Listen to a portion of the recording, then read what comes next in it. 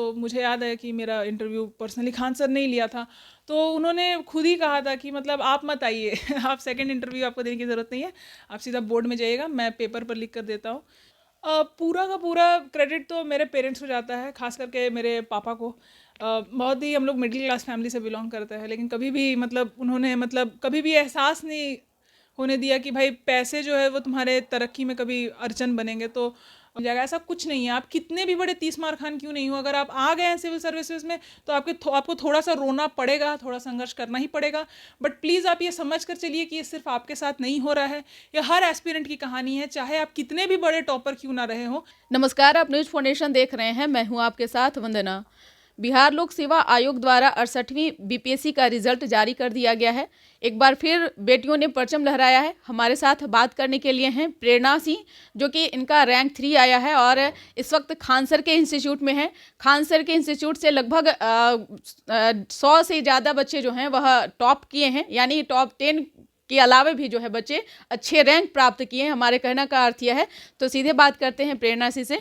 सबसे पहले तो आपको बहुत बहुत बधाई न्यूज़ फाउंडेशन की ओर से। Thank you thank you thank you ma'am. सबसे पहले आपसे सवाल हमारा यह है कि आपका जब रिजल्ट हुआ तो आपके घर वाले कितने खुश थे, कौन कौन खुश थे और श्रेय किसको जाता है? पूरा का पूरा क्रेडिट तो मेरे पेरेंट्स को जाता है, खास करके मेरे पापा को। बहुत ही हम लोग मिडिल क्लास फैमिली से बिलोंग करते हैं, लेकिन कभी भी मतलब उन्होंने मतलब कभी भी एहसास नहीं होने दिया कि भाई पैसे जो है वो तुम्हारे तरक्की में कभी अड़चन बनेंगे। तो मतलब उन्होंने बहुत मेहनत की है, मैंने देखा है उनके गिरते स्वास्थ्य के समय भी उन्होंने मतलब जो है गिव अप नहीं किया।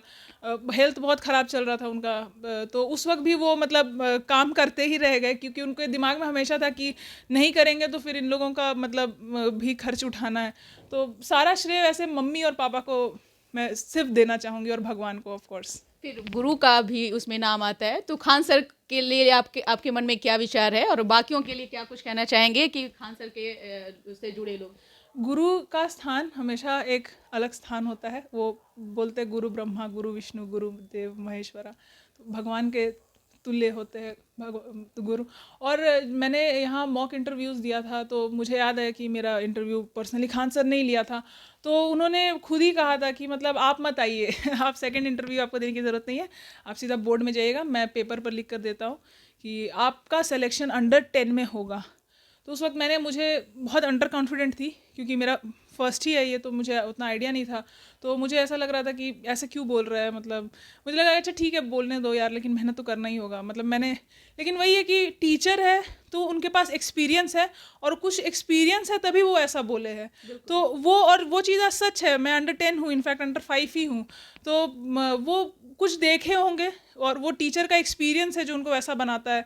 तो उनका कहा आज देखिए सच हो गया। मैं जब यहाँ आई थी पहली बार, मुझे याद है मॉक देने आई थी, उस वक्त मेरा कॉन्फिडेंस लेवल मतलब बहुत ग्राउंड लेवल पर था। मतलब मुझे खुद पर ही मेरा, अगर आप पहला वीडियो देखेंगे मॉक का तो आप देखेंगे मुझे कितना वो हुआ था, एंग्जाइटी था, मैं बहुत हड़बड़ा कर बोल रही थी, फेशियल एक्सप्रेशन वगैरह सही नहीं था।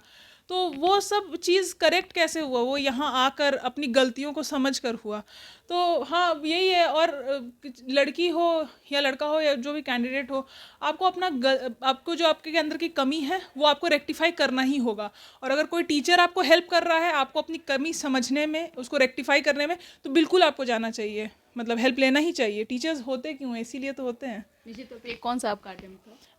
मेरा ऐसे ओवरऑल बीपीएससी में देखा जाए तो, अगर सीरियस देखा जाए तो पहला अटेम्प्ट है, और ऐसे पूरा सिविल सर्विसेज अगर मिला लेंगे तो ये थर्ड अटेम्प्ट है मेरा। मैं यही कहना चाहूँगी कि अगर आप आ गए हैं, अब अपने आप जब आपने ठान ही लिया है तो फिर पीछे मुड़ के देखने का कोई मतलब नहीं बनता है। फिर समझ लीजिए कि आगे का रास्ता बहुत कठिन है, वो मैं आपको अभी से बता दे रही हूँ।